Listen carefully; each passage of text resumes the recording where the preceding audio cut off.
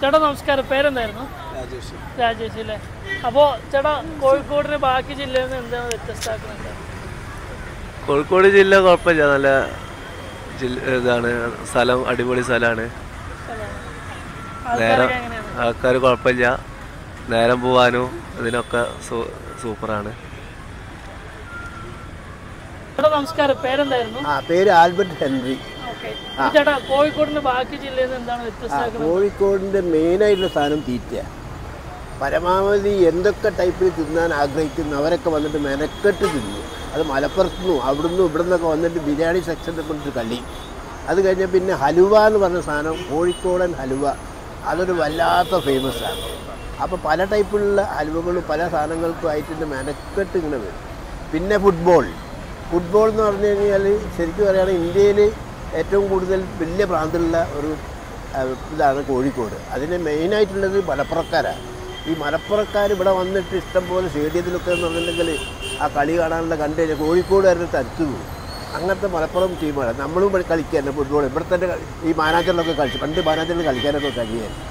പിന്നത്തത് ആകർഷണീയമായ തുണിത്തരങ്ങളും സംഭവങ്ങളും S M street എന്ന് പറഞ്ഞാൽ അതൊരു കൗതുകമായ വലിയൊരു സംഭവമാണ്. എവിടെ ചെന്ന് കഴിഞ്ഞാലും എസ് എം സ്ട്രീറ്റിലേക്ക് ഒന്ന് കറങ്ങി നടന്നു കഴിഞ്ഞാൽ പ്രത്യേകിച്ച് ചെറുപ്പക്കാർക്ക് ഭയങ്കര രസമാണ്. കണ്ടമാന സാധനങ്ങൾ വാങ്ങുകയും ചെയ്യുക. പിന്നത്തെന്ന് പറഞ്ഞാൽ വിസ്താരമായി നീണ്ടു കിടക്കുന്ന കടൽ.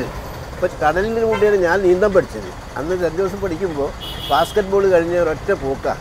എന്നിട്ട് അവിടെ നിന്നാണ് നീന്തം പഠിക്കുന്നത്.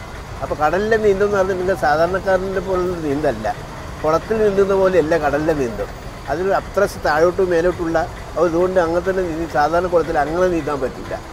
അങ്ങനെ വിചിത്രമായിട്ടുള്ള ഇഷ്ടം. പിന്നത്തത് പാട്ട് എന്ന് പറഞ്ഞാൽ സംഗീതത്തിൻ്റെ ഒരു അധ്യാപകൻ കൂടിയാണ് ഞാൻ.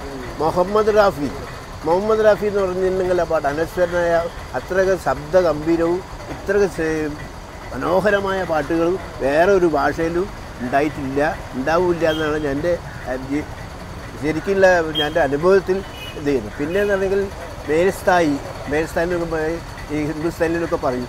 പിന്നെ ഹിന്ദുസ്ഥാനി രാഗത്തിൻ്റെ ഒരു പ്രത്യേക സ്ഥലമാണ് ഈ കോഴിക്കോടും അതേപോലെ തന്നെ കൊച്ചി.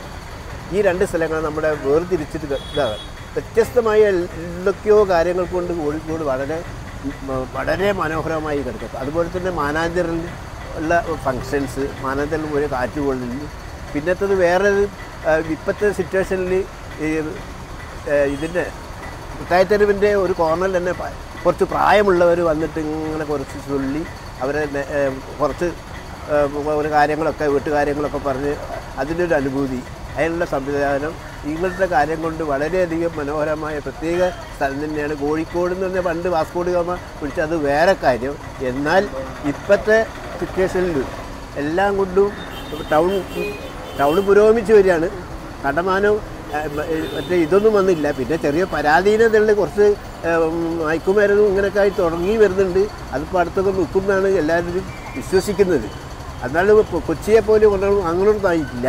എന്നാലും ഭാവിയിൽ എല്ലാ രൂപത്തിലും വല്ല ഒരു കാഴ്ചപ്പാട് കോഴിക്കോടിനുണ്ടാവും.